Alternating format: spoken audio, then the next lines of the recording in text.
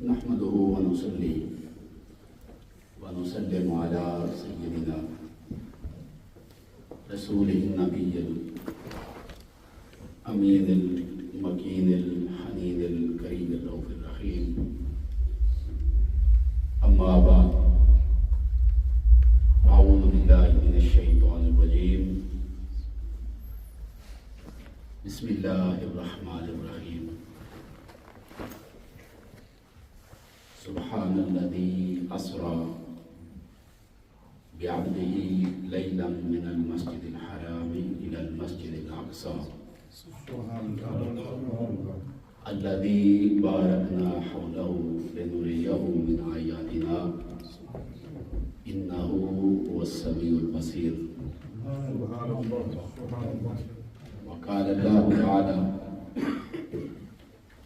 ثم دنا فتدلى فكان قاب قوسين أو أدنى. صدق الله مولانا العظيم. وقال الله تعالى في شان حبيبه الكريم مخبرا وعامرا: إن الله وملائكته يصلون على النبي يا أيها الذين آمنوا صلوا عليه وسلموا تسليما. اللهم صل على سيدنا ومولانا محمد وعلى آل سيدنا ومولانا محمد وبارك وسلم. اللهم صل وسلم وزد وبارك على سيدنا ومولانا محمد النبي الأمي وعلى آله وصحبه كما تحب وترضى. سبحان اللہ، سبحان اللہ۔ اللہ رب العزت کے فضل و احسان، اس کے کرم اور اس کی توفیق سے سرکار دو عالم صلی اللہ علیہ وآلہ وسلم کے سفر معراج کے تذکرے کے لیے مسلم سینٹر یوروست میں ہم سب جمع ہیں۔ اللہ رب العزت یہاں ہمارا مل بیٹھنا اپنی بارگاہ میں قبول فرمائے اور ہمیں سرکار دو عالم صلی اللہ علیہ وآلہ وسلم کی نسبت، غلامی اور محبت عطا فرمائے۔ محترم المقام علامہ کوکب نورانی صاحب، محترم المقام علامہ اسرار احمد صاحب اور آپ تمام احباب کا شکر گزار ہوں کہ آج کی اس تقریب میں آپ نے حاضر ہونے کا موقع دیا۔ بالخصوص صدر محترم جناب راجہ عبد المجید صاحب اور آپ کے تمام ساتھی، اللہ پاک آپ کی دین مدین کے لیے کی جانے والے جملہ کاوشوں کو اپنی بارگاہ میں قبول فرمائے۔ علامہ صاحب نے نارویجن زبان میں خوبصورت انداز میں مختصر تذکرہ کیا اور اپنا وقت بھی مجھے دیا۔ یہ کسی عالم کے لیے بڑا مشکل ہوتا ہے، تو میں آپ کے پاس خاص طور پر شکریہ ادا کرتا ہوں۔ تو قرآن مجید فرقان حمید کے 2 مقامات کے الفاظ میں نے آپ کے سامنے آج کی گفتگو کے لیے تلاوت کی ہے، جن میں اللہ رب العزت نے آقا علیہ السلام کے سفر معراج کو بیان فرمایا۔ حضور علیہ السلام کا یہ سفر 3 مرحلوں پر مشتمل تھا۔ کتنے مراحل پر؟ 3 مراحل پر۔ جتنا ممکن ہو سکا اختصار کے ساتھ میں بات کروں گا اس پر۔ اس کا جو پہلا مرحلہ ہے اسے اسراء کہتے ہیں۔ کیا کہتے ہیں؟ اسراء۔ یہ مسجد حرام سے بیت المقدس تک کا سفر ہے، اسے اسراء کہتے ہیں۔ جو پہلی آیت میں نے سورہ اسراء کی تلاوت کی ہے اس کے اندر اللہ رب العزت نے اسی کو ہی بیان کیا۔ اس کا دوسرا مرحلہ اسے معراج کہتے ہیں، جو بیت المقدس سے سدرۃ المنتہا تک ہے، جس میں آقا علیہ السلام ساتوں آسمانوں کی زیارت کی اور پھر سدرۃ المنتہا تک اور ملائکہ کی قبلہ بیت المعمور تک اور پھر اللہ رب العزت کی جنت و دوزخ اور ان سارے وہ سفر آپ نے اپنا مکمل فرمایا۔ اور تیسرا سفر اور تیسرا مرحلہ اس کو اعراج کہتے ہیں، اعراج جو سدرۃ المنتہا سے اللہ رب العزت کی قربت تک ہے۔ تو 3 مراحل ہیں، ایک اسراء، ایک معراج اور تیسرا اعراج، اور تینوں میں حضور علیہ السلام کو اللہ رب العزت نے جو معراج عطا فرمائی وہ معراج آپ کی جیتے جاگتے جسم اور روح کے ساتھ تھی۔ سبحان اللہ۔ یہ محض کوئی خواب نہیں تھا یا منامی معراج نہیں تھی کہ آپ نے خواب کے اندر کوئی، جیسے کئی لوگوں کو اس کے بیان میں مغالطہ ہوا اور انہوں نے کہا کہ یہ جو سفر معراج ہے یہ حضور علیہ السلام کا بس معاذ اللہ صرف ایک خواب تھا۔ یہ عقیدہ رکھنا سراسر گمراہی ہے، اور قرآن اور سنت اور آقا علیہ السلام کے اپنے بیان پر جسارت کرنا۔ اللہ رب العزت ہمیں عقیدہ صحیحہ عطا فرمائے اور اس پر ایمان عطا کرے کہ حضور علیہ السلام کا یہ معراج آپ کا جسمانی معراج تھا۔ آپ اپنے اس جسد خاکی کے ساتھ یہاں سے بیت اللہ سے چلے اور اللہ رب العزت کی قربتوں تک جا پہنچے، اور اللہ رب العزت نے آپ کے سفر میں آپ کو وہ فتوحات عطا فرمائیں جو نہ آپ سے پہلے کسی کو عطا فرمائیں اور نہ قیامت تک کسی اور کو عطا فرمائیں، وہ صرف آپ ہی کا خاصہ تھا جو تمام ہو گئے۔ اب یہ جو پہلا حصہ ہے جس کو اسراء کہتے ہیں، اس کا تذکرہ اللہ رب العزت نے لفظ سبحان کے ساتھ قرآن مجید میں کیا، اور لفظ سبحان یہ کلمہ تعجب ہے، کلمہ تعجب ہے۔ آپ کے سامنے بھی کوئی ایسا واقعہ ہو جو عام روایت سے ہٹ کر ہو اور وہ آپ کو تعجب میں ڈال دے، تو بے ساختہ آپ کی زبان سے نکلتا ہے سبحان اللہ۔ کسی بندے کی کوئی بات ہو اور اس نے غیر معمولی کوئی خدمت سر انجام دی ہو، کوئی غیر معمولی معرکہ سر کیا ہو، اور آپ کے سامنے اس کا تذکرہ کیا جائے تو آپ اس پر سبحان اللہ کہتے ہیں۔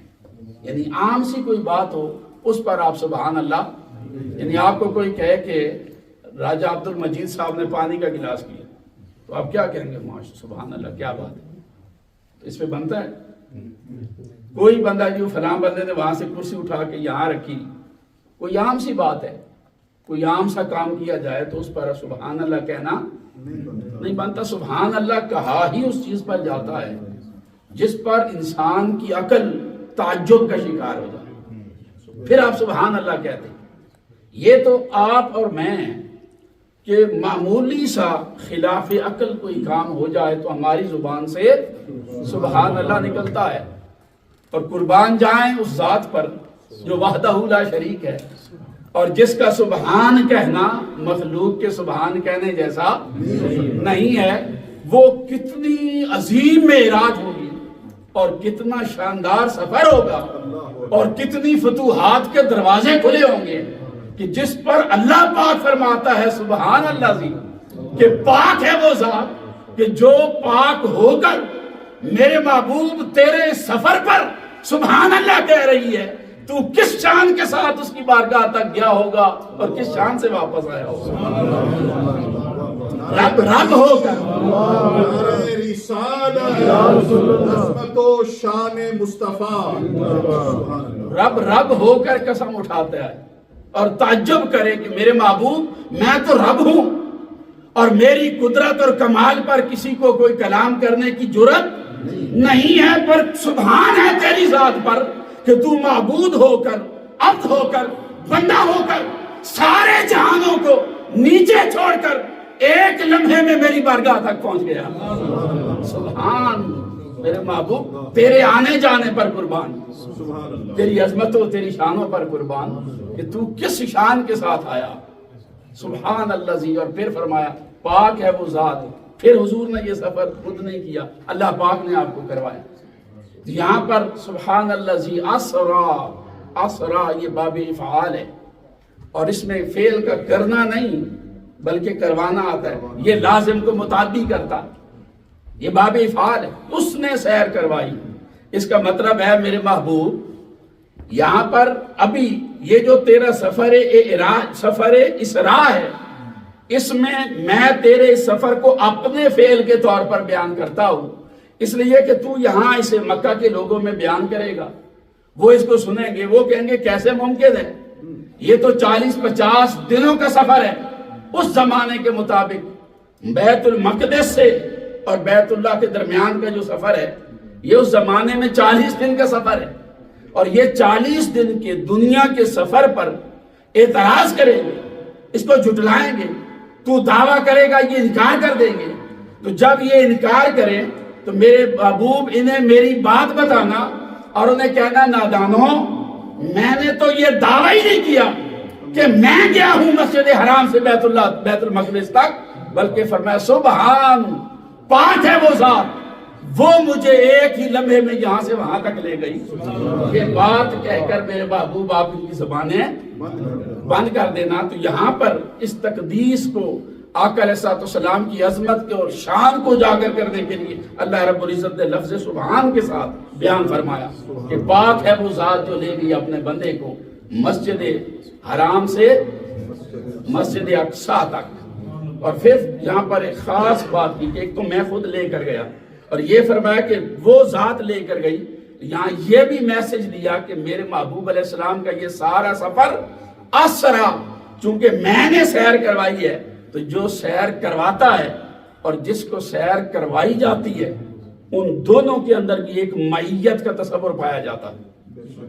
اس معیت کو بیان کیا، یعنی یہاں پر کوئی مہمان آ جائے آپ کے یورپ کے کسی ملک سے ملنے کے لیے، اور آپ اس کو ناروے کی سیر کروائیں، تو اس پورے سفر میں جب آپ اس کو سیر کرواتے ہیں، اس سفر میں اس بندے کو آپ کی معیت حاصل ہوگی یا نہیں ہوگی؟ بولیے. تو سیر کروائی، میں نے فلاں کو سیر کروائی، اس کا دوسرا مطلب ہے میں نے فلاں کو اپنی معیت عطا فرمائی، قربت عطا کیا.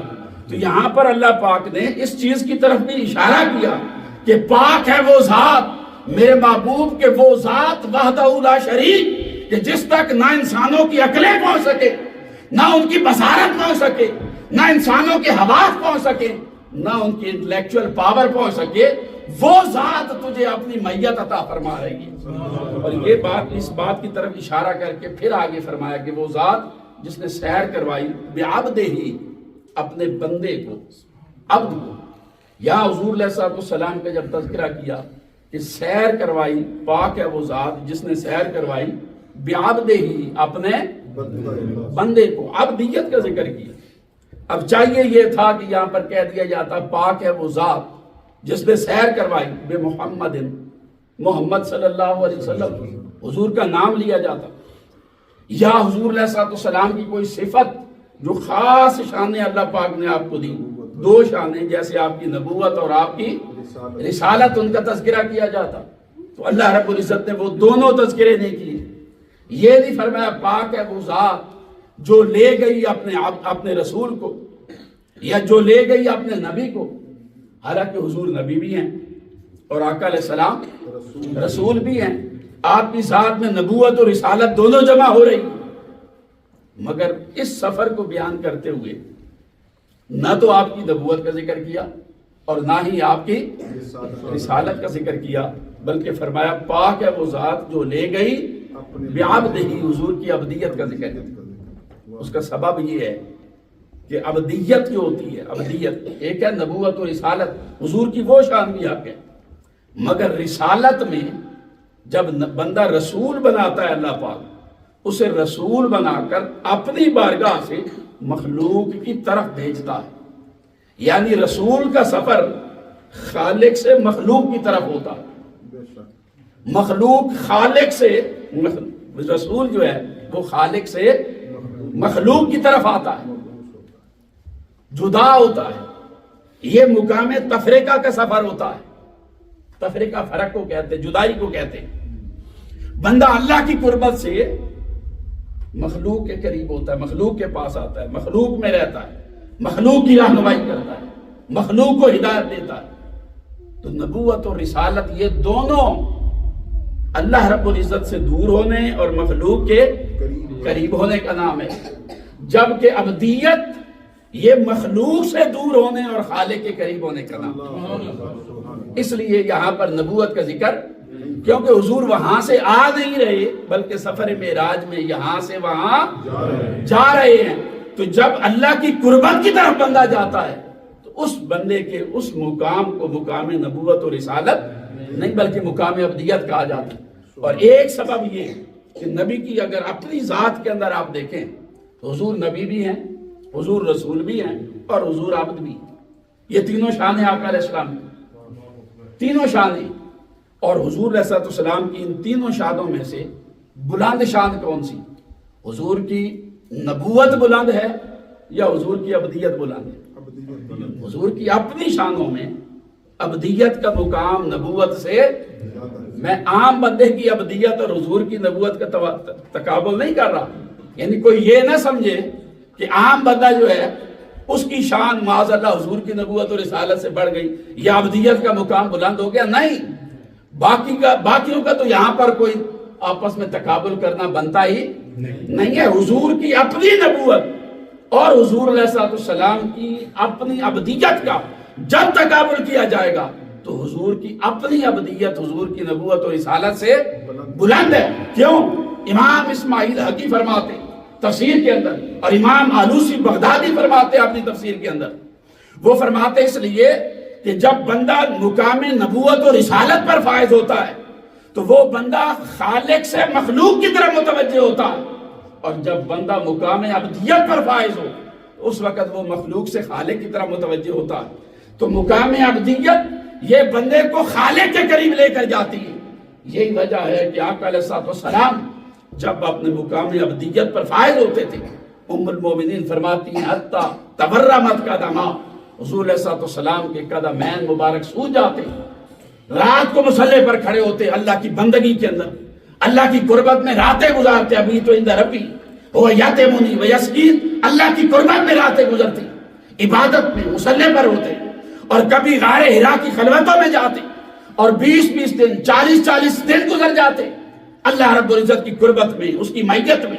اللہ آقا علیہ السلام مقام عبدیت پر فائز ہوتے اور ہر وقت اللہ رب العزت کی تسبیحات، اس کی مناجات، اس کا ذکر فکر، اسی کی طرف متوجہ رہنا، یہ آقا علیہ السلام کا وظیفہ ہوتا۔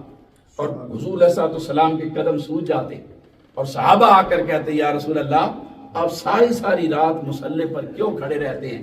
تو حضور علیہ السلام جواب دیتے افلا اکون عبدا شکورا، کیا میں اللہ کا شکر گزار بندہ نہ بنوں کہ اس نے مجھے نبوت و رسالت دی، فضیلت دی، چن لیا، اور میں اس کی بارگاہ میں مقام عبدیت، حق عبدیت ادا نہ کروں؟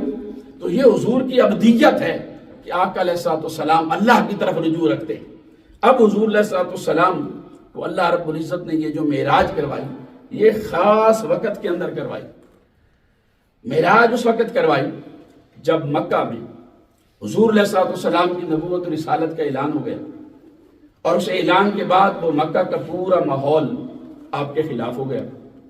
آقا علیہ السلام کو جھٹلانے لگا، پہلے صادق و امین مانتا تھا، اب منکر ہو گیا، اب آپ کی مخالفتیں شروع ہو گئی، مزاحمتیں شروع ہو گئی، طعن و تشنیع مکہ کے اس ماحول میں شروع ہو گئی۔ جو لوگ مسلمان ہوتے ان کو تکلیفیں دی جاتی، ان پر تشدد کیا جاتا، انہیں پریشان کیا جاتا، ان حالات کے اندر حضور علیہ الصلوۃ والسلام کے قلب اطہر پر بوجھ رہتا اپنے غلاموں پر تشدد جب دیکھتے، ظلم دیکھتے، بلال حبشی کو ٹارچر کیا جا رہا ہے، صہیب کو ٹارچر کیا جا رہا ہے، تکلیفیں دی جا رہی، تو حضور علیہ الصلوۃ والسلام کے قلب اطہر پر اس کے سبب بوجھ رہتا۔ دوسرا سبب یہ ہوا کہ آقا علیہ الصلوۃ والسلام کے 3 سال تک سوشل بائیکاٹ کر دیا مکہ کے اندر، اور وہ 3 سال مشکل ترین سال تھے اہل بیت پاک کے لیے، خاندان رسالت مآب صلی اللہ علیہ وآلہ وسلم کے لیے۔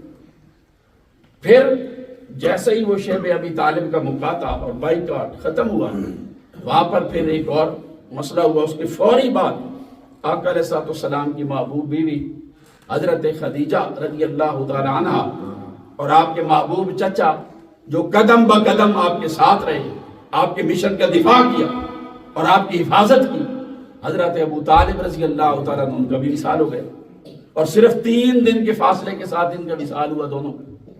یہ بڑی تکلیف کے، دکھ کے مراحل تھے جن سے حضور گزر رہے تھے۔ پھر مکہ کی مخالفت و مزاحمت، پھر اسی دوران حضور علیہ الصلوۃ والسلام پر مکہ میں داخلے پر پابندی لگا دی گئی۔ مکہ میں داخلے پر یعنی حرم کعبہ کا جو حدود حرم ہے اس کے اندر پابندی لگا دی گئی۔ صرف وہ مطعم بن عدی ان کے گھر کی طرف سے ایک راستہ تھا، وہاں سے آپ کو اجازت تھی تھوڑی دیر کے لیے آپ آ سکتے، آپ حرم کعبہ میں نہیں آ سکتے۔ تو جب مکہ کے اندر اور اللہ کے گھر میں پابندی لگا دی، اس وقت اللہ پاک نے فرمایا میرے محبوب یہ تجھے دنیا میں میرے گھر میں نہیں آنے دیتے، ہاں میں تیرے لیے آسمانوں کے دروازے کھولتا ہوں، میں تجھے اپنی بارگاہ میں بلاؤں۔ اس موقع پر یہ عطا کی گئی، میرے محبوب یہ تیری عظمت و شان کو نہیں مانتے، تسلیم نہیں کرتے تو کوئی بات نہیں، میری بارگاہ میں آ، میں تجھے اپنی بارگاہ کا لکھا عطا فرماتا ہوں۔ یہ بھی اس کا سبب بنا۔ اس موقع پر حضور علیہ الصلوۃ والسلام کو یہ فتوحات دینے کے لیے اللہ رب العزت نے یہ فتح، یہ معراج عطا فرمائی۔ اور ایک سبب اس کا اور بھی ہے، معراج کیوں نہیں گئی، اور وہ سبب یہ کہ جب حضور علیہ الصلوۃ والسلام کی بعثت ہوئی تو بعثت ہونے سے پہلے خاص طور پر آقا علیہ الصلوۃ والسلام کی 28-29 سال کی ایج سے لے کر 40 سال تک، یہ جو 10-12 سال ہے، ام المومنین فرماتی ہیں حبب الیہ الخلا، یہ آقا علیہ الصلوۃ والسلام کو خلوت پسند کر دی گئی۔ اب جلوتوں سے کٹتے، غار حرا میں چلے جاتے اور وہاں پر اللہ رب العزت کو یاد کرتے، اور اتنی خلوت پسند تھی، ام المومنین فرماتی ہیں کہ کبھی حضور 7 دن کے لیے جاتے اور 10 دن گزر جاتے، 2 ہفتے گزر جاتے، کبھی 20 دن کے لیے جاتے، 40 دن گزر جاتے، کبھی ہفتے کے لیے جاتے، مہینہ گزر جاتا۔ اپنے ساتھ جاتے ہوئے تھوڑا سا پانی لے کر جاتے، تھوڑی کھجور لے جاتے، تھوڑے جو لے جاتے۔ ہفتے کے لیے گئے، 2 ہفتے گزر گئے۔ حضرت خدیجہ الکبریٰ گھر میں پریشان ہوتی، 10 دن کے لیے گئے تھے، 20 دن گزر گئے، 3 ہفتے گزر گئے، 40 دن گزر گئے، وہ پریشان ہوتی، وہ اور پانی، جو، کھجور لے کر وہ غار حرا میں تشریف لے جاتی، اور وہاں پر جب جاتی وہ دیکھ کر حیران رہ جاتی کہ جو کھجور، جو اور پانی آقا علیہ السلام اپنے ساتھ لے کر آئے تھے وہ بھی ویسے کا ویسا پڑا۔ ہوتا کیا غار حرا کی خلوتوں میں، جب حضور وہاں جاتے اللہ رب العزت کی یاد میں یوں گم ہو جاتے کہ آقا علیہ السلام کو اپنا آپ ہی بھول جاتا، اپنا کھانا پینا بھول جاتا، اللہ رب العزت کی قربت میں یوں وقت گزارتے۔ حضور فرماتے ہیں کہ میرا رب مجھے کھلاتا بھی صحیح اور پلاتا بھی صحیح، میں اس کے ہاں راتیں گزارتا۔ وہ کیفیت تھی حضور علیہ السلام کی بعثت سے پہلے کہ خلوتوں میں بیٹھتے، مگر جب بعثت ہو گئی، اب بعثت کے بعد اب آقا علیہ السلام کے لیے خلوت میں بیٹھنا ممکن نہ رہا۔ اب سفر ہے، اب حکم آ رہا ہے کہ اپنے گھر والوں کو اللہ کا ڈر سنائیں، اب لیٹنے کا وقت نہیں، تنہائی میں بیٹھنے کا وقت نہیں ہے۔ یا ایھا المزمل کی آواز آ رہی، یا ایھا المدثر کہہ کر حضور علیہ السلام کو اٹھایا جا رہا ہے، اٹھیے میرے محبوب، اب انہیں میرا ڈر سنائیے، اپنے قبیلے کو اکٹھا کریں، میرا ڈر سنائیں۔ یہ بھٹکا ہوا گمراہ معاشرہ میری توحید کے سبق کو بھول چکا ہے، یہ بتوں کے پجاری ہو گئے۔ میرے محبوب ان کو جا کر پھر میری بارگاہ کے ساتھ جوڑیں، انہیں میری راہ پر چلائیں، ان کے نفوس کا تزکیہ کریں، ان پر میری آیات کی تلاوت کریں، ان کو کتاب اور حکمت کی تعلیم دیں، اور ان کو علم دے کر ان کے کرداروں کو سنوار کر ان کے نفوس کا تزکیہ کر کے ان کو باقی پوری دنیا کی قیادت کے قابل بنائیں، ان میں لیڈرشپ کوالٹیز آپ انکلکیٹ کریں۔ اب یہ رسپانسبلٹی آ گئی نبوت اور رسالت کی۔ اب آقا علیہ الصلوۃ والسلام کے لیے ممکن نہیں ہوتا تھا کہ حضور علیہ الصلوۃ والسلام جا کر غار حرا کی خلوتوں میں بیٹھیں اور جیسے پہلے گڈ ٹائم ہوتا تھا یاد کرنے کا اس طرح سے یاد کریں۔ اب ٹائم لیمیٹڈ ہو گئے، اب سارا وقت دعوت پہ، اب سفر میں، حضر میں، کبھی کسی قبیلے جا رہے ہیں، کبھی سوشل بائیکاٹ ہو رہا ہے، کبھی طائف جا رہے ہیں، پتھر کھا رہے ہیں، کبھی کسی قبیلے میں، کبھی کسی قبیلے میں، کبھی دار ارقم کے اندر چھپ چھپ کر قرآن شریعت دین سکھا رہے ہیں۔ اب سارا وقت تبلیغ دین میں لگ رہا ہے۔ اس وجہ سے آقا علیہ الصلوۃ والسلام کے قلب اطہر پر بوجھ رہتا ہے، دل پر بوجھ رہتا ہے۔ دل یہ کرتا تھا کہ ہر وقت رب کو یاد کرے، اس کی بندگی ہو، اس کی عبادت ہو، تنہائی ہو، اسی کو یاد کرے، اسی کی معرفت ہو، اسی کے ساتھ جیسے پہلے راتیں گزرتی تھی ویسے راتیں گزرے۔ دل یہ کچھ چاہتا ہے، اور رسپانسبلٹی اور ذمہ داری وہ اب تنہائی کی اجازت نہیں دیتی۔ اس وجہ سے آقا علیہ السلام کے دل پر بوجھ رہتا تھا۔ دل ڈھونڈتا ہے پھر وہی فرصت کے رات دل کہ بیٹھے رہے تصور جانا کیے ہوئے، دل وہ کچھ ڈھونڈتا تھا۔ اور رسپانسبلٹی، ذمہ داری یہ کہتی تھی کہ اب لوگوں کو اللہ کا ڈر سنا۔ اس وجہ سے حضور علیہ السلام کے دل پر بوجھ رہتا تھا، جس کو سورہ الانشراح میں اللہ پاک نے بیان کیا، الم نشرح لک صدرک ووضعنا عنک وزرک۔ میرے محبوب کیا ہم نے آپ کا سینہ کھول نہیں لیا اور آپ کا وہ بوجھ جو آپ کے دل پر پڑ گیا، پشت پر پڑ گیا تھا، وہ ہٹا نہیں دیا؟ وہ کیسے ہٹایا کہ میرے محبوب وہ جو پہلے آپ کو لذت اور کیفیت تنہائی میں بیٹھ کر میری قربت کی مقام آتی تھی، ملتی تھی وہ لذت، میرے محبوب میں تجھے معراج عطا کر کے تیرے مقام کو مقام تفریقہ سے مقام جمع میں اور مقام جمع سے جمع الجمع میں بدل دیتا ہوں، کہ وہ کیفیت جو پہلے غار حرا میں بیٹھ کر ملتی تھی وہ کیفیت اب تجھے مکہ مدینہ کے بازاروں میں چلتے ہوئے مل جائے گی۔ اس لیے حضور علیہ السلام کو معراج عطا فرمائی، آپ کے مقامات کی ترقی۔ ایک مقام تفریقہ ہے، بھائی دیکھیے آپ کا مقام تفریقہ کیا ہے؟ تفریقہ کا لفظ یہ فرق سے نکلا، ڈسٹینس۔ تفریقہ یہ ہے کہ آپ خاص مسجد میں آتے ہیں، غسل کیا، وضو کیا، طہارت کی، خوشبو لگائی، مسجد میں آئے، آپ کے اوپر تھوڑی دیر کے لیے کیفیت طاری ہوتی، اس کو مقام تفریقہ کہتے ہیں۔ خاص ماحول میں آئیں تو کیفیت طاری ہو جائے، خاص ماحول میں آئیں اللہ رب العزت کے انوار کو آپ اپنے دل پر محسوس کرتے ہیں خاص ماحول میں، اور جیسے ہی آپ مسجد سے دور ہوتے ہیں گریجولی کچھ دیر کے اندر، کچھ گھنٹوں کے اندر وہ کیفیات آپ کی ختم ہو جاتی۔ یہ مقام تفریقہ ہے کہ اس ماحول میں آئیں تو آپ کی کیفیت قائم رہتی۔ مقام جمع کیا ہے؟ مقام جمع یہ ہے کہ وہ خاص ماحول میں آتے ہیں تو جو آپ کو کیفیت ملتی ہے، مقام جمع یہ ہے کہ آپ اس ماحول سے باہر بھی نکل جائیں تب بھی وہ آپ کی کیفیات کبھی ختم نہ ہو۔ مگر یہ ہے کہ مسجد سے باہر نکل کر آپ تو صرف اپنی توجہ مقام جمع پر، توجہ مولا کی طرف مبذول رکھنا ہوتی، اس کو مقام جمع کہتے ہیں۔ اور مقام جمع الجمع یہ ہوتا ہے کہ آپ اس کیفیت سے، اس حالت سے، اس جگہ سے باہر نکل جائیں، آپ کی توجہ اللہ کی طرف ہو یا نہ ہو، اللہ رب العزت خود آپ کی توجہ کو اپنی طرف مبذول کروا دیتا ہے۔ اس کو مقام جمع الجمع کہتے ہیں۔ حضور علیہ السلام کو شب معراج اللہ رب العزت نے مقام تفریقہ سے مقام جمع اور مقام جمع سے مقام جمع الجمع عطا کیا کہ میرے محبوب اب آپ جب لوگوں کو تبلیغ کر رہے ہوں گے، آپ جہاد میں ہوں گے، آپ خندق کھود رہے ہوں گے، آپ جنگ کی اسٹریٹجی بتا رہے ہوں گے، آپ سفر میں ہوں گے یا حضر میں ہوں گے، یہ تیری ذمہ داری نہیں کہ تو اپنے دل کو میری طرف متوجہ رکھے۔ میرے محبوب، میں خود تیرے دل کو اپنی طرف جوڑ دیتا، تیرے مقام کو مقام جمع بنا دیتا ہوں۔ اس کے لیے یہ سفر معراج آپ کو عطا فرمائے۔ اب آقا علیہ السلام جب چلے سفر معراج میں، اب یہاں پر میں تھوڑا سا تذکرہ اس کا بیان کرتا ہوں کہ آپ مسجد حرام سے گئے اور مسجد اقصیٰ میں، وہاں پر انبیاء علیہ السلام موجود تھے۔ ایک طویل اس کا تذکرہ کیا ہے مجموع الزوائد میں، بہت ساری احادیث مبارکہ ہے، اور ایک لمبا تذکرہ خاص طور پر اس کی حدیث نمبر 302 سے لے کر اور آگے تک وہ کئی انہوں نے فصلیں قائم کر کے ڈیٹیل کے ساتھ اس کو بیان کیا۔ باقی بھی میں نے ساری کتابیں دیکھی مگر اس میں مزہ آیا، انہوں نے ساری جزئیات کو جمع کر دی، بڑی شاندار کتاب۔ اب میں بتاتا ہوں کہ جب آقا علیہ السلام گئے مسجد حرام سے بیت المقدس پہنچے تو بیت المقدس میں سارے انبیاء علیہ السلام پہلے سے جمع تھے۔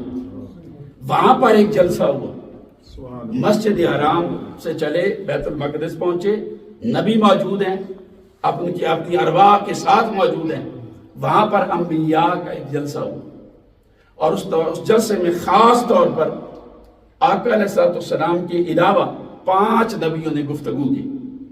ان کی گفتگو کے الفاظ جو ہیں میں مختصراً بیان کرتا ہوں۔ سب سے پہلے سیدنا ابراہیم علیہ السلام نے خطاب کیا جب سارے نبی جمع ہو گئے، حضور امام بن گئے، آقا علیہ السلام نے نماز پڑھا دی، اور نماز اس لیے تھی کہ وہ آپ کے مقتدی بن جائیں، ان کو برکت دینے کے لیے۔ جب نماز پڑھا دی اس کے بعد انہوں نے خطاب کیا، ابراہیم علیہ السلام کھڑے ہوئے اور کھڑے ہو کر فرمانے لگے الحمدللہ الذی اتخذنی خلیلا وآتانی ملکا عظیما۔ ساری تعریفیں اللہ کے لیے ہیں کہ جس نے مجھے اپنا خلیل بنایا، مجھے خلت عطا فرمائی، اور اللہ رب العزت نے مجھے ایک عظیم ملک عطا فرمائی، وجعلنی امتا قانتا، اور پھر اللہ رب العزت نے مجھے ایک امت بنایا،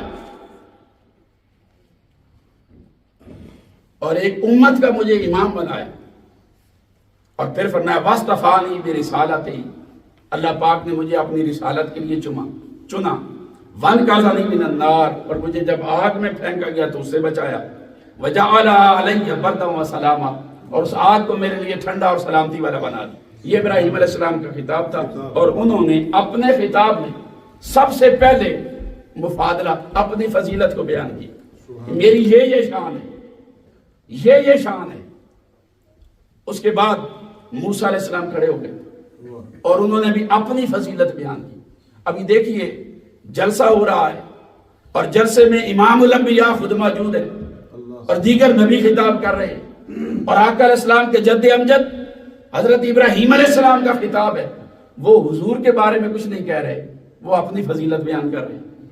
موسیٰ علیہ السلام اٹھے، وہ بھی فرما رہے ہیں، وہ کہتے ہیں الحمدللہ الذی کلمنی تکلیما، ساری تعریف اس اللہ کے لیے جس نے میرے ساتھ کلام کیا، واصطفانی، اور اس نے مجھے چنا، وانزل علی التورات، اور میرے اوپر تورات نازل کی، وجعل ہلاک فرعون علی یدی، اور میرے ہاتھوں فرعون کو ہلاک کیا، ونجات بنی اسرائیل علی یدی، اور میرے ذریعے بنی اسرائیل کو نجات عطا کی۔ انہوں نے گفتگو کی، اپنی فضیلت کو بیان کیا۔ اس کے بعد داؤد علیہ السلام کھڑے ہوئے، انہوں نے خطاب کیا، اثنا علی رب، رب کی تعریف کی، اور کہنے لگے الحمدللہ الذی جعلنی ملکا، اللہ رب العزت کی ساری تعریفیں جس نے مجھے ملک بادشاہت عطا فرمائی، وانزل علی الزبور، اور میرے اوپر زبور نازل کی، وَأَلْعَنَ لِيَ الْحَدِيدِ، اور میرے لیے لوہے کو نرم کیا، وَسَخَّرَ لِيَ الْجِبَالِ، اور میرے لیے پہاڑوں کو مسخر کیا، يُسَبِّحْنَ مَعِيَ وَالطَّيْرُ، اور پہاڑ اور پرندے وہ میرے ساتھ چلتے ہیں۔ انہوں نے اپنی تعریف کی اور کہنے لگے وَآتَانِيَ الْحِكْمَةَ وَفَصْلَ الْخِطَابِ، اللہ پاک نے مجھے حکمت اور فصل خطاب عطا کیا، ایسے خطاب کی شان دی کہ جو میں حق اور باطل میں تمیز کر سکتا ہوں، ایسی شان عطا کی۔ اس کے بعد سلیمان علیہ السلام نے خطاب کیا، انہوں نے بھی اپنی فضیلت بیان کی کہ اللہ رب العزت نے میرے لیے ہواؤں کو، جنوں کو، انسانوں کو مسخر کر دیا، اور اپنی شانیں بیان کر دیں۔ اس کے بعد ان کے بعد حضرت عیسیٰ علیہ السلام نے خطاب کیا، اور انہوں نے بھی اپنی شان بیان کی کہ سب تعریف اس اللہ کے لیے کہ جس نے مجھے تورات دی، جس نے مجھے انجیل دی، اور جس نے مجھے یہ معجزہ عطا کیا کہ میں کوئی کوڑی ہے اس پر ہاتھ پھیرتا ہوں وہ شفا یاب ہو جاتا ہے، نابینا کی آنکھوں پر ہاتھ پھیر اس کی بینائی لوٹ آتی۔ مجھے اللہ پاک نے یہ معجزات دیے، اپنی شانیں یہ چاروں انبیاء بیان کر کے بیٹھ گئے، پانچوں نبی۔ اس پر سرکار دو عالم صلی اللہ علیہ وآلہ وسلم کھڑے ہوئے، اور کھڑے ہو کر رسول السلام نے خطاب کیا۔ سب سے پہلے اپنے رب کی تعریف کی اور فرمانے لگے کلکم اثنا علی ربہ وانا مثن علی ربی، تم سب نے رب کی تعریف کی ہے، میں بھی اب رب کی تعریف کرتا ہوں۔ آپ نے فرمایا الحمدللہ، ساری تعریفیں اللہ کے لیے، ارسلنی رحمتا للعالمین، جس نے مجھے عالمین کے لیے رحمت بنا کر بھیجا ہے۔ اے نبیو، اے رسولو، تم خاص زمانوں کے لیے نبی بن کر آئے تھے، خاص علاقوں کے لیے نبی بن کر گئے تھے، خاص قوموں کے لیے نبی بن کر گئے تھے۔ تمہاری نبوت اور رسالت زمانی بھی تھی، مکانی بھی تھی۔ مجھے اللہ پاک نے وہ نبوت اور رسالت دی ہے کہ اب قیامت تک میرے بعد کوئی نبی اور رسول نہیں آئے گا۔ نبوت اور رسالت کے دروازے مجھ پر بند کر دیے گئے، مجھے عالمی رسالت عطا کر دی گئی۔ میری رسالت فقط مکہ کے لوگوں کے لیے نہیں ہے، فقط میری زندگی کے 63 سالوں کے لیے نہیں ہے، بلکہ میری رسالت کو اور قیامت کو اب اللہ پاک نے یوں جوڑ دیا ہے۔ اب میرے بعد کوئی نبی نہیں آئے گا۔ میری نبوت پر نبوت ختم ہو گئی، میری رسالت پر رسالت ختم ہو گئی، میری کتاب پر اور کتابوں کے آنے کے راستے بند ہو گئے، اور میری امت پر باقی ساری امتیں ختم ہو گئی۔ میں آخری نبی بن کر آیا، رسول بن کر آیا، مجھے اللہ رب العزت نے رحمت للعالمین بنا کر بھیجا ہے۔ اب اگر کوئی شخص میری نبوت و رسالت کے بعد نبی ہونے کا دعویٰ کرے یا رسول ہونے کا دعویٰ کرے، ذلی نبی کا دعویٰ کرے یا بروزی نبی کا دعویٰ کرے، وہ شخص جھوٹا اور کذاب ہے۔ اے نبیو، تم بھی سن لو، بلا شبہ تم نے اپنی قوموں کے سامنے اپنے وقت میں زمانے میں سب کو بتایا تھا کہ میری شان نبی آخر الزمان ہے، تم نے اپنا کردار ادا کر دیا۔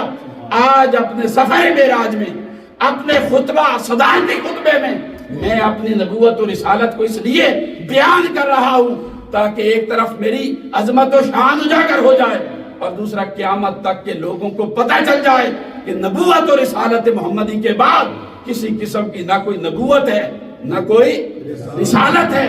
حضور السلام نے فرمایا ہاں، مجھ پر نبوت و رسالت ختم ہو گئی، ان النبوت والرسالت قد انقطعت، نبوت و رسالت ختم ہو گئی۔ اب اگر کوئی شخص نبوت کا دعویٰ کرے تو حضور نے فرمایا سن لو، 30 لوگ ہوں گے، 30 کذابون، 30 کذاب ہوں گے، پرلے درجے کے جھوٹے ہوں گے، اور یزعم کل واحد منہم انہ نبی، اور ان میں سے ہر ایک یہی گمان کرے گا کہ وہ نبی ہے۔ حضور نے فرمایا سن لو، الا لا نبی بعدی، میرے بعد کوئی نبوت نہیں ہے۔ نبوت و رسالت کو مجھ پر اللہ پاک نے ختم فرما دیا۔ نعرہ رسالت، تاجدار ختم نبوت، تاجدار ختم نبوت، تاجدار ختم نبوت۔ اس کے لفظ آئے حضور کے خطبے میں۔ پھر آقا علیہ السلام نے فرمایا ارسلنی رحمتا للعالمین وکافتا للناس بشیرا و نذیرا، مجھے ساری انسانوں کے لیے بشیر و نذیر بنا کر بھیج دیا۔ اور پھر فرمایا وانزل علی القرآن، اللہ پاک نے میرے اوپر قرآن نازل فرمایا، فیہ تبیان کل شیء، اس قرآن کے اندر ہر چیز کو کھول کھول کر بیان کر دیا گیا۔ جو تبیان ہے، ہر چیز کو کھول، لا رطب ولا یابس الا فی کتاب مبین، کوئی خشک اور تر چیز ایسی نہیں چھوڑی اللہ پاک نے جس کا تذکرہ قرآن مجید میں نہ آیا ہو۔ اور آپ چیزوں کی حقیقت پر غور کر لیں، ہر چیز جو ہے وہ اپنی حقیقت میں یا خشک ہوگی یا تر ہوگی یا دونوں کا مجموعہ ہوگی، اس کے علاوہ کوئی چوتھی قسم، یعنی یہ بیان کر دیا، ہر چیز اس کے اندر بیان کر دی، تبیانا کل شیء۔ پھر فرمایا وجعل امتی خیر امت اخرجت للناس، میری امت کو ساری امتوں سے بہتر امت بنایا۔ پھر فرمایا وجعل امتی وسطا، میری امت کو ماڈریٹ بنایا، وسط بنایا، انتہا پسند نہیں، ماڈریٹ ہے، یہ شان میری امت کو عطا کی گئی۔ وجعل امتی هم الاولون، اور میری امت کو وہ امت بنایا جو جنت میں سب سے پہلے داخل ہوں گے۔ وهم الاخرون، اور میری امت اس دنیا میں سب سے آخری امت ہے، میری امت کے بعد کوئی امت نہیں۔ کیوں؟ اس لیے کہ میری نبوت کے بعد کوئی نبوت نہیں، اور میری رسالت کے بعد کوئی رسالت نہیں ہے۔ نبوت و رسالت مکمل ہو گئی، اب میرے بعد کوئی نبوت و رسالت نہیں ہے۔ اور پھر فرمایا وشرح لی صدری، پھر اللہ پاک نے میرا شرح صدر فرمایا۔ 4 بار حضور کا انشراح صدر ہوا، 4 بار، مختلف اسباب تھے اس کے۔ اور پھر فرمایا ووضع عنی وزری، اور وہ جو بوجھ پڑا ہوا تھا نا دل پر، دل چاہتا تھا ہر وقت خلوتوں میں بیٹھوں، اب یہ دیکھیے سفر پہ بلا کر رب نے وہ بھی اٹھا دیا، انشراح صدر دے دیا۔ اور پھر فرمایا ورفع بی ذکری، میرا ذکر بھی بلند کر دی، ورفعنا لک ذکرک، اور یوں ذکر کو بلند کیا کہ میرے ذکر کو اللہ پاک نے اپنے ذکر کے ساتھ جوڑ دیا، یوں بلند کر دیا، رب نے بلند کر دیا۔ اور آگے فرمایا وجعلنی فاتحا و خاتمہ، دیکھیے 4 بار حضور کے خطبے کے اندر حضور کی ختم نبوت کا تذکرہ آ رہا۔ وجعلنی فاتحا و خاتمہ، اللہ رب العزت نے مجھے فاتح بھی بنایا اور خاتم بھی بنایا۔ مطلب کیا تھا؟ فاتح بھی بنایا اور خاتم بھی بنایا۔ اس کو سمجھنا ہو تو سورہ آل عمران بلکہ سورہ نساء کی آیت نمبر 80 جو میثاق ہے نبیوں کا، وَإِذَا أَخَذَ اللَّهُ مِيثَاقَ النَّبِيِّينَ لَمَا آتَيْتُكُم مِّن كِتَابٍ وَحِكْمَةٍ ثُمَّ جَاءَكُمْ رَسُولٌ مُصَدِّقٌ لِّمَا مَعَكُمْ، اس کے ساتھ ملا کر پڑھے کہ سارے نبیوں اور رسولوں کو بھی وہ جو نبوت اور رسالت عطا کی گئی اس کا دروازہ بھی آقا علیہ السلام کی وفاداری کے ذریعے کھولا گیا۔ یعنی اگر ایک نبی حضور کی وفاداری کے بغیر نبی نہیں ہو سکتا تو کوئی امتی حضور کی وفاداری کے بغیر امتی کیسے ہو سکتا؟ کوئی رسول حضور کی وفاداری کے بغیر رسول نہیں ہو سکتا تو عام امتی وفاداری مصطفیٰ کے بغیر امتی یا مسلمان کیسے رہ سکتا؟ حضور علیہ السلام فاتح، اور فاتح کا ایک معنی یہ کہ قیامت والے دن سب سے پہلے جس کی قبر کو کھولا جائے گا وہ بھی میں ہوں۔ حضور علیہ السلام نے فرمایا انا اول الناس خروجا اذا بعثوا وانا قائدهم اذا حشروا وانا خطیبهم اذا انصتوا۔ آقا علیہ السلام نے فرمایا سب سے پہلے قیامت والے دن جس کو قبر سے اٹھایا جائے گا وہ بھی میں ہوں، وانا خطیبهم اذا انصتوا۔ جب قیامت کے دن سارے خاموش ہوں گے، کسی کو بولنے کی اجازت نہیں، قیامت والے دن کے جلسے کا خطیب بھی میں ہوں۔ نعرہ تکبیر، نعرہ رسالت، یا رسول اللہ، نعرہ حیدری، شان مصطفیٰ، مبشرہم اذا آیسوا۔ جب ہر کوئی قیامت والے دن ڈر رہا ہوگا، تھر تھر کانپ رہا ہوگا، پتہ نہیں آج اللہ کا عدل کیا فیصلہ کرتا ہے، حضور نے فرمایا اس دن ڈرتے ہوں کو تھام کر جنت کی خوشخبریاں دینے والا بھی میں ہوں۔ یہ فاتح ہوں، میں فاتح ہوں، جنت کا فاتح بھی میں ہوں اور خاتم بھی میں ہوں۔ خاتم بھی 4 بار ختم نبوت کا تذکرہ آیا حضور کے سفر معراج۔ اچھا یہ تو آپ کا معراج ہے۔ پھر آقا علیہ السلام کے اس معراج میں حضور علیہ السلام کی ساری شانوں کو معراج عطا کی، آپ کے جسم کو بھی معراج عطا کی، آپ کی روح کو معراج عطا کی، آپ کے سر کو معراج عطا کی، خفی کو معراج عطا کی، اخفا کو معراج عطا فرمایا۔ آقا علیہ السلام کی یہ صرف ایک کوئی ظاہری معراج نہیں تھی، آقا علیہ السلام کا جسد وہ معراج پا کر مقام قلب پر آ گیا، اور قلب جو مقام قلب ہے وہ معراج حاصل کر کے مقام روح پر چلا گیا، روح مقام معراج حاصل کر کے سر کے مقام پر گئی، اور حضور کا سر وہ معراج حاصل کر کے مقام خفی پر گیا، اور خفی معراج حاصل کر کے مقام اخفا پر گیا، اور حضور کا مقام اخفا معراج حاصل کر کے اللہ رب العزت کی قربت میں پیوست ہو گیا۔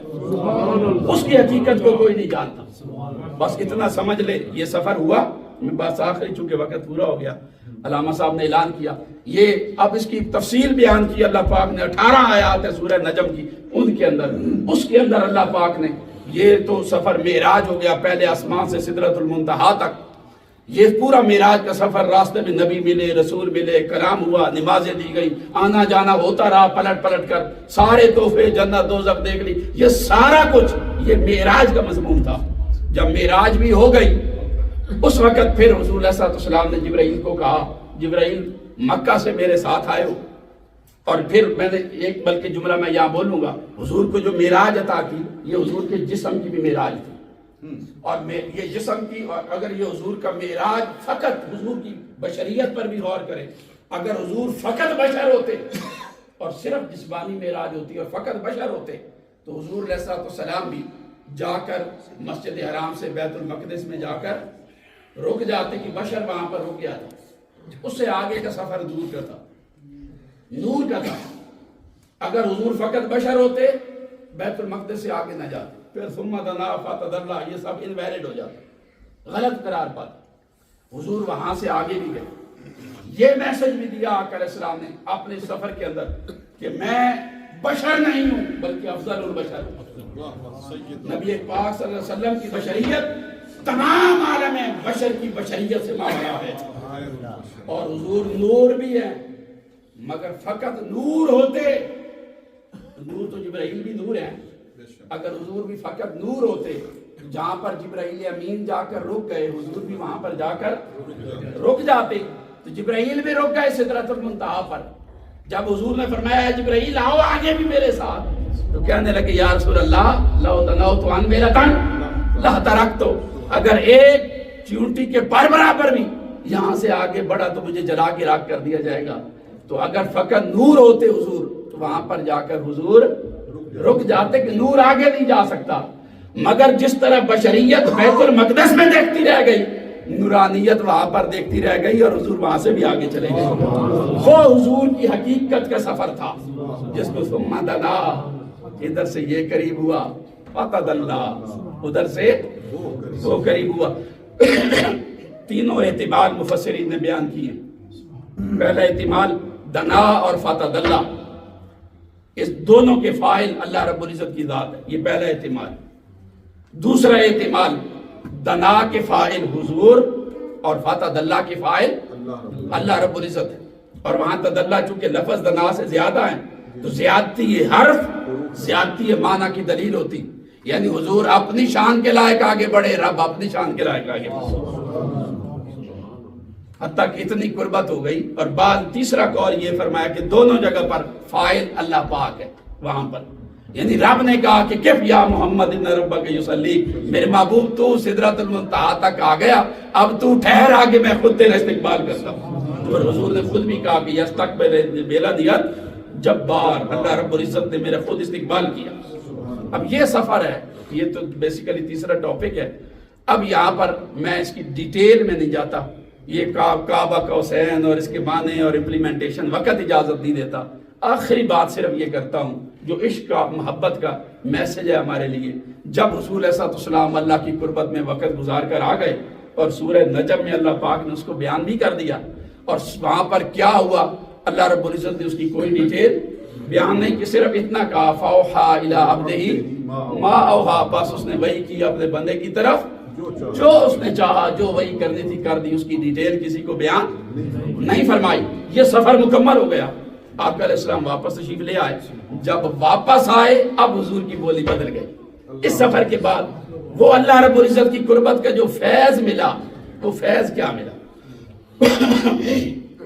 بولی یہ بدلی، مقام یہ بدلا، جمع الجمع یہ ہوا۔ اب فرمایا گیا کہ اب میرے محبوب تیرا بولنا نہیں رہا، اب تو بولے گا مگر وہ میرا بولنا ہوگا۔ ما ينطق عن الهوى ان هو الا وحی یوحی، اب کہا میرے محبوب تیرے ہاتھ میں ہاتھ دے کر بیعت کریں گے، بظاہر ان کے ہاتھوں پر تیرا ہاتھ ہوگا مگر حقیقت میں میرا ہاتھ ہوگا۔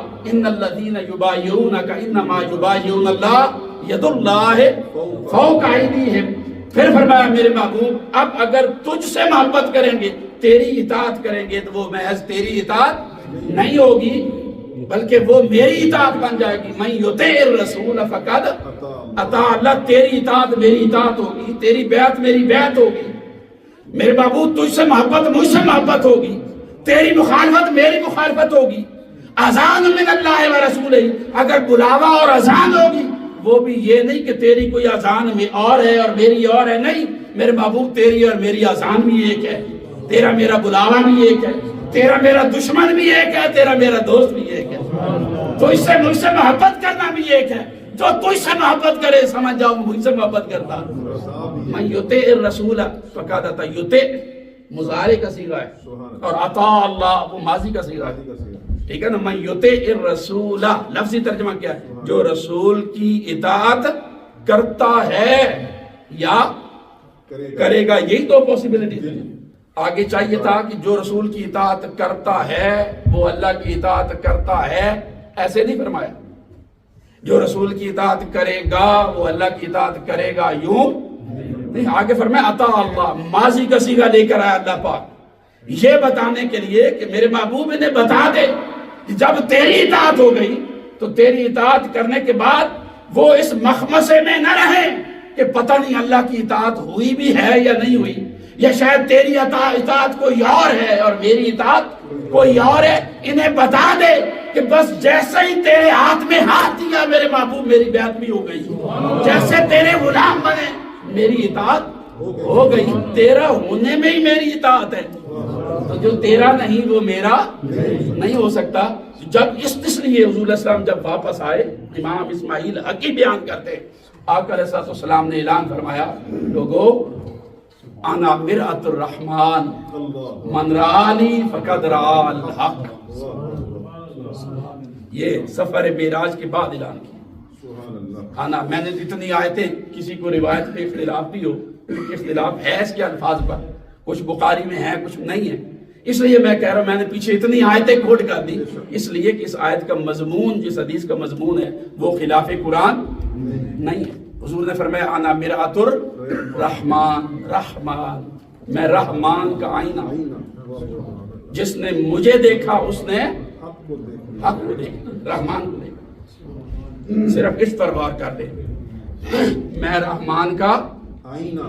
نعرہ تکبیر, نعرہ رسالت, یا رسول اللہ. آئینہ کیا ہوتا ہے؟ آئینہ کیا ہے؟ آپ بھی آئینہ دیکھتے ہیں گھر میں. آئینہ کیا ہوتا ہے کہ وہ آپ ہی کی صورت جو ہے وہ آپ کو, یعنی آئینہ جب آپ دیکھتے ہیں تو اس میں آپ کو اپنا آپ نظر آتا ہے. جس چیز میں آپ کو آپ کا اپنا آپ نظر آئے اسے کیا کہتے ہیں؟ آپ کا آئینہ آپ کو آپ کی تصویر دکھاتا ہے. رب کا آئینہ کون ہے؟ بولیے حضور. اس کا مطلب ہے جب رب حضور کو دیکھتا ہے تو رب کو کیا نظر آتا ہے؟ اب یہاں پر دو احتمال ہیں. کوئی شخص, میں عقیدے کی بات کرنے لگا, کوئی شخص کہہ سکتا ہے یہ شرک ہے, حضور کو دیکھیں تو رب نظر آئے, باذ اللہ یہ تو شرک ہے. اور یہ اگر اسی طرح مانا جائے تو واقعی شرک ہے. لیکن آپ اگر آئینے کی تفصیل سمجھ لیں گے تو یہ شرک نہیں رہے گا. آپ جو کچھ آئینے میں دیکھتے ہیں, آپ نے شیشہ دیکھا, آئینے میں آپ کو جو کچھ نظر آ رہا وہ آپ کا عین ہے یا آپ کا غیر ہے؟ بولیے, سب متفق ہے. آپ شیشے کے سامنے کھڑے ہیں, آپ کو شیشے میں جو نظر آ رہا ہے وہ آپ کا عین ہے یا آپ کا غیر ہے؟ آپ کا عین ہے. عین کس کو کہتے ہیں؟ یعنی اس میں اور آپ میں کوئی فرق, جہاں عینیت ہوتی ہے وہاں کوئی فرق, جہاں حکم, عینیت میں حکم ایک ہوتا ہے. عینیت میں کیا ہوتا ہے؟ حکم ایک ہوتا ہے. بس میں یہ چابی جیب سے نکال کے آپ کو کہوں کہ یہ دو چابیاں ہیں اور یہ چابی یہ دونوں ایک دوسرے کی عین ہیں, عین ہے, اس کا مطلب ہے جو تالا اس نے کھولنا ہے وہ تالا یہ والی چابی بھی, دونوں کا حکم کیا ہوگا؟ ایک ہوگا. اب اگر جو شیشے میں آپ کو نظر آ رہا ہے وہ آپ کا عین ہے تو آپ کا اور اس کا حکم بھی برابر ہونا چاہیے یا نہیں؟ بولیے, ہونا چاہیے. اب مثلا اللہ نہ کرے آپ سے کوئی جرم ہو گیا, آپ نے کوئی اشارہ توڑا, جرمانہ ہو گیا, جج صاحب کے پاس گیا, انہوں نے کہا جی آپ کو یہ جرمانہ ہے یا یہ سزا ہوگی یا یہ کوڑے مارے جائیں گے یا جیل ڈالی جائے گی. آپ کہیں گے مسئلہ ہی کوئی نہیں, فوری شیشہ اٹھا کے لے آئیں, سامنے کرے حضور یہ میرا عین ہے، جو سزا مجھے دینی ہے اس کو دے دیں، تو مانے گا؟ وہ سزا امپلیمنٹ ہو جائے گی شیشے پر؟ کیوں نہیں؟ اگر تو عین ہے تو ہونی چاہیے. اگر تو جو شیشے میں نظر آ رہا ہے وہ آپ کا عین ہے تو پھر تو سزا امپلیمنٹ ہونی چاہیے یا نہیں؟ ہونی چاہیے. یا ہو رہی ہے؟ پھر عینیت کہاں؟ عینیت میں تو حکم یکساں ہوتا ہے، عینیت تو نہیں. میں پھر پوچھ رہا ہوں آپ سے، آپ نے شیشہ دیکھا، آپ کو جو صورت نظر آئی وہ آپ کی عین ہے یا غیر ہے؟ ہاں جی ہاں جی، عین ہے آپ کی یا غیر ہے؟ غیر کیوں ہے بھائی؟ آپ کی صورت ہے، میری تو نہیں. شیشے میں آپ کو اپنی صورت نظر آ رہی ہے یا میری نظر آ رہی ہے یا علامہ صاحب کی نظر آ رہی؟ وہ آپ کی غیر نہیں ہے، وہ آپ کی عین بھی نہیں، مگر وہ آپ کی غیر بھی نہیں ہے. اس لیے میں نے کہا شرک نہیں ہوتا. آنا میرا تو رحمان، میں رحمان کا آئینہ ہوں، تو اس شیشے میں رحمان کو جو نظر آتا ہے وہ رحمان ہی ہے، مگر حضور وہاں پر اللہ رب العزت کے نہ عین ہے نہ غیر ہیں. یہ ہے حقیقت محمدی کی بات. اگر عین مانے تو شرک لازم آتا ہے اور غیر مانیں گے تو کفر لازم آئے گا. پھر کیا مانے؟ حضور رب کے عین بھی نہیں پر رب کے غیر بھی نہیں، پھر کیا ہے؟ یہاں پر جا کر بڑے بڑے اولیاء عاشق صوفیاء وہ چپ کر جاتے. وہ کہتے ہیں اگر عین کہیں تو مشرک ہوتے اور غیر کہیں تو کافر ہو جائیں گے. عین بھی نہیں کہہ سکتے اور غیر بھی نہیں کہہ سکتے، پھر کیا ہے؟ یہاں پھر پیر میر علی شاہ صاحب بولتے ہیں، وہ کہتے ہیں کوئی مثل نہیں ڈولن دی، چپ کر میرے علی اتجا نہیں بولن دی. اگر عین کہو گے تب بھی مارے جاؤ گے اور غیر کہو گے تب بھی مارے جاؤ گے. عین تو اس لیے نہیں کہ عین ہو نہیں سکتا، اللہ پاک وحدہ لا شریک ہے، اور غیر اس لیے نہیں کہ ان کے بولنے کو وہ اپنا بولنا کہہ رہا ہے، ان کی اطاعت کو اپنی اطاعت کہہ رہا ہے، ان کی بیعت کو اپنی بیعت کہتا ہے، ان سے محبت کو اپنی محبت کہتا ہے. تو غیر بھی ذات، اس لیے اعلیٰ حضرت بھی کہتے ہیں کہ تم ذات خدا سے جدا ہو نہ خدا ہو. حضور خدا بھی نہیں اور خدا سے جدا بھی نہیں، عین بھی نہیں اور غیر بھی نہیں ہے. تم ذات خدا سے جدا ہو نہ خدا ہو، اللہ ہی کو معلوم ہے کیا جانیے کیا ہو. اب حقیقت کیا ہے وہ کوئی نہیں جانتا. یہ جو سفر معراج میں حقیقت کا سفر، کس نے کس کو دیکھا، کس نے کیا دکھایا، اس کی حقیقت کو کوئی بھی نہیں جانتا. بس فاوحا الی عبدہ ما اوحا، کوئی راز نہیں کھولے گئے. حقیقت محمد دی پاک کوئی نہیں سکتا. اتھاں چپ دی جائے الا کوئی نہیں سکتا. مذاہب دے جھگڑے اساں چھوڑ بیٹھے، محبت دا جھگڑا چھڑا کوئی نہیں سکتا. یہ حضور کی شان ہے. محمد مصطفیٰ راز خدا دی گال کیا پوچھتا ہے، یہ راز ہے اللہ کا، اس کو کوئی نہیں جانتا. جو زبان کھولے گا مارا جائے گا، زبان کھولے گا اگر خدا کہے گا مشرک ہو جائے گا، جدا کہے گا کافر ہو جائے گا. بس چپ کر میرے علی، اتنا چپ دی جائے اللہ کوئی نہیں سکتا. مذاہب دے جھگڑے اساں چھوڑ بیٹھے، تو کیا پھر شعراء نے تو خوب اس پہ کلام کیا. اللہ رب العزت ہمیں آقا علیہ السلام کی بارگاہ کی محبت، حضور کی نسبت، حضور کی غلامی عطا فرمائے. آپ کے اس عظیم سفر معراج جو آپ کی زندگی کا سب سے بڑی فتح اللہ پاک نے آپ کو عطا کی. اللہ رب العزت ہمیں اس کی فیض عطا فرمائے، اور اس مسجد، اس کی انتظامیہ، اس کے آبان و انصار، اس کو آباد رکھنے والا تھا اللہ رب العزت اپنا فضل و کرم نازل فرمائے. وما علینا الا البلاغ.